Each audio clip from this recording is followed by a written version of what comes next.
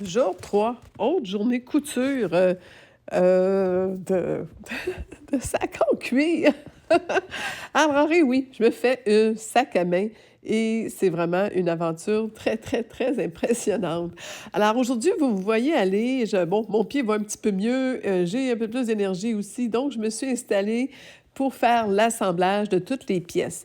Alors tout a été brodé, tout a été, les pièces attachées, les attaches et tout. Et j'ai aussi attaché immédiatement la petite pochette intérieure. On va la voir plus tard, un peu plus loin. Ce que vous remarquerez, c'est que j'utilise en ce moment une simple pince à papier, une pince à document, et elle était fournie avec le kit. Je m'en étais pas servi encore, je ne saisissais pas encore l'importance qu'elle avait. Et définitivement, c'est très utile. Donc, lorsqu'on a des grandes pièces ou des pièces un peu plus épaisses, on peut finalement aligner les trous et poser la pince. Et là, c'est plus facile parce que là, on passe d'une à l'autre. On déplace la pince d'après les besoins. Alors là, on voit bien que j'ai commencé à coudre les côtés. Il faut comprendre qu'il y a un passepoil. Alors, cette couture-là demande un peu plus de précision. Je vous en explique un petit peu plus dans le prochain vidéo. Alors, ben, ça avance. On voit que il y a un peu plus de forme. C'est quand même un travail de longue haleine, mais assez jouissif. Sauf peut-être pour les pouces.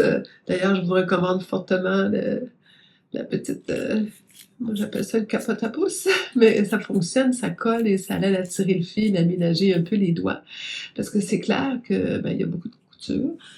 Je vous montre tranquillement, pas vite un peu, qu'est-ce que ça donne. Okay. Il y a définitivement toutes les coutures qui ont été faites. Les côtés ont été assemblés. Les boutonnières sont superbes. La petite poche est posée. On a vu maintenant aussi ici que c'est les côtés. C'est tout bien beau. Donc, vous voyez l'envers. Vous comprenez? Donc, ça, c'est encore l'envers parce qu'on est fermé. Mais là, j'ai posé aussi les languettes. J'ai posé les attaches, les poignées. On voit qu'il y a les poignées. Alors là, elle est à l'envers parce que je suis rendue au point de coudre le dessous. Là. Ça va être classique. Ça lui fait quatre beaux petits pieds. Alors là, ça va venir coudre l'endroit qui est à l'intérieur, la bourse. Là. On va venir coudre ça, comme ça. Donc, on va venir coudre ici, endroit avec endroit. Et j'ai bien hâte de voir comment on fait ça. Honnêtement, les vidéos, pour dire, sont très explicatifs. Je vous recommande pour dire d'écouter, il y a plus qu'une vidéo, écoutez-les, parce qu'il y a des trucs et des conseils, il y a des vidéos un petit peu plus jeunes, mais peut-être le modèle sans gants, parce que d'ailleurs, c'est ça, je vais vous montrer, je vais être capable. Mais moi, j'ai un passepoil là. Qu'est-ce que je vais faire avec le passepoil? Là, il est presque pas, il n'est pas ouvert parce qu'on voit un peu là, le passepoil est là. Quand je vais la remettre à l'endroit, vous devriez la voir. Facile à montrer. On le voit bien. Alors voilà, on a le passepoil que j'ai posé. Ça veut dire qu'on a les deux épaisseurs de cuir. Là. Si vous voyez le nombre d'épaisseurs de cuir ici, bien, on a le passepoil. On a aussi une petite broche, là, on ne la voit pas, elle est coupée ici, on la voit, là, on la coupe avant la fin. Justement, j'imagine que c'est pour que ça soit flexible, pour venir faire le tour du rond de notre base, notre dessous. Mais on voit que le petit morceau plastique que vous voyez là qui sort, là, c'est le passepoil là, qui est là. Alors le passepoil, le morceau raide dedans, comme un genre de cordon raide, plastifié. Et d'ailleurs, il y en a un autre qui fait le tour ici, avec un autre passepoil en cuir. Alors on doit plier ça comme ça en deux, insérer ça dedans à partir du début, et après ça, on va venir coudre ça à la bourse ici, là. Je ne sais pas si vous voyez le nombre d'épaisseurs que je risque d'avoir. Alors, ça plié en deux, ça dedans, cette épaisseur-là et cette épaisseur-là. Alors, ben, j'ai du fun pour dire. Honnêtement, si vous me demandez si j'aime ça, oui, beaucoup. très, un peu comme la couture, c'est une des raisons pourquoi j'aime la couture, parce que on avance et on voit immédiatement les progrès qu'on fait.